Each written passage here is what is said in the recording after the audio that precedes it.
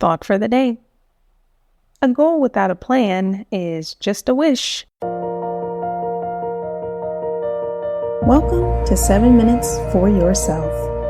I'm Christina Aina, and I'm so glad you've joined me for what I believe will be 7 of the most enriching minutes of your day. Let's take this time to reconnect with ourselves and improve our well-being. In today's episode of 7 Minutes for Yourself, we're shifting our focus just a little bit from goal setting to system building. Have a listen. To start, what is the difference between a goal and a system? As explained in Atomic Habits, a goal is a result you want to achieve. A system is a process that leads to those results. It's like the saying, life isn't about the destination, it's about the journey. Goals are hyper-focused on the destination, while systems are embracing the journey. The purpose of setting goals is to win the game. The purpose of building systems is to continue playing the game. True long-term thinking is goal-less thinking. It's not about any single accomplishment. It is about the cycle of endless refinement and continuous improvement. Ultimately, it is your commitment to the process that will determine your progress. For example, if your space is a mess, constantly cleaning my room here on the tubes, you'd set it as a goal to clean it. And once you accomplish that goal, the result you get is a clean room, temporarily, until it's messy again because your habits of not putting things back to where they belong haven't changed. The outcome or output will always be the same because the system or input didn't change.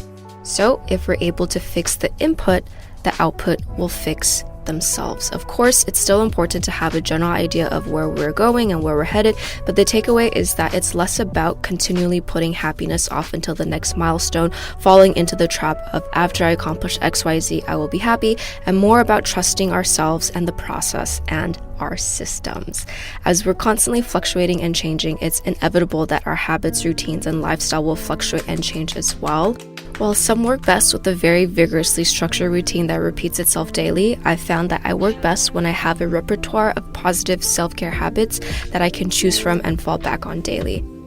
As you guys saw earlier, the one thing I never fail to do every morning is to make my bed, then I brush my teeth, and I wash my face. If I need to implement the 2-minute rule, like cleaning out my humidifier, I will. Sometimes it's writing down 3 things I'm grateful for the moment I wake up. Other days it's making time for meditation, reading a book, and/or enjoying a nice cup of anything while sitting in stillness, taking in the outside world.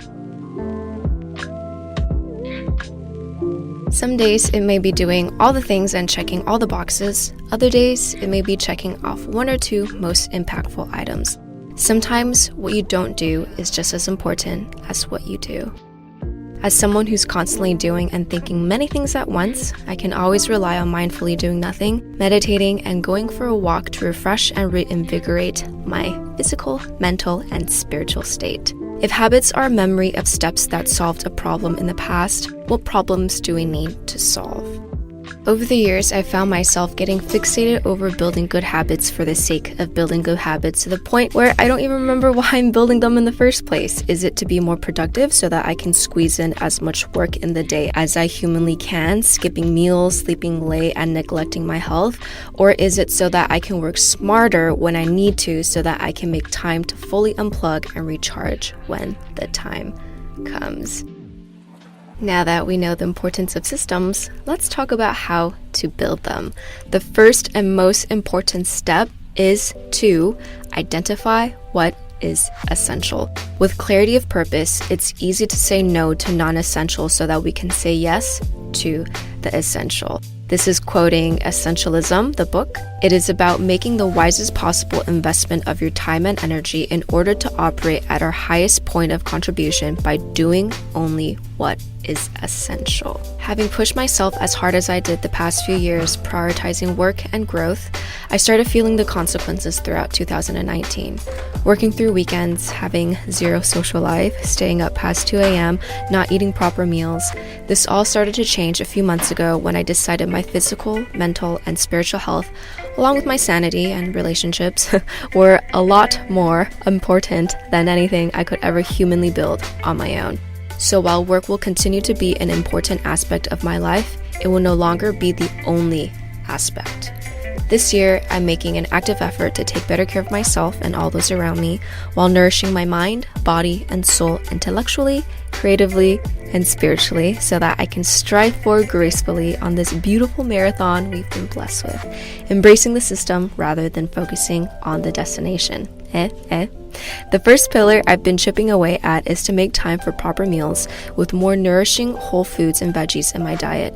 I feel so much lighter and energized throughout the day. Feeling 100% physically also helps with feeling 100% mentally. Essentialism is not about how to get more things done, it's about how to get the right things done. It doesn't mean just doing less for the sake of less either. It is about making the wisest possible investment of your time and energy in order to operate at our highest point of contribution by doing only what is essential. That concludes today's episode of 7 Minutes for Yourself. Please take a moment to rate and review the show on Apple Podcasts. Today and every day with your kiddo is a gift. Enjoy it. Thanks for tuning in.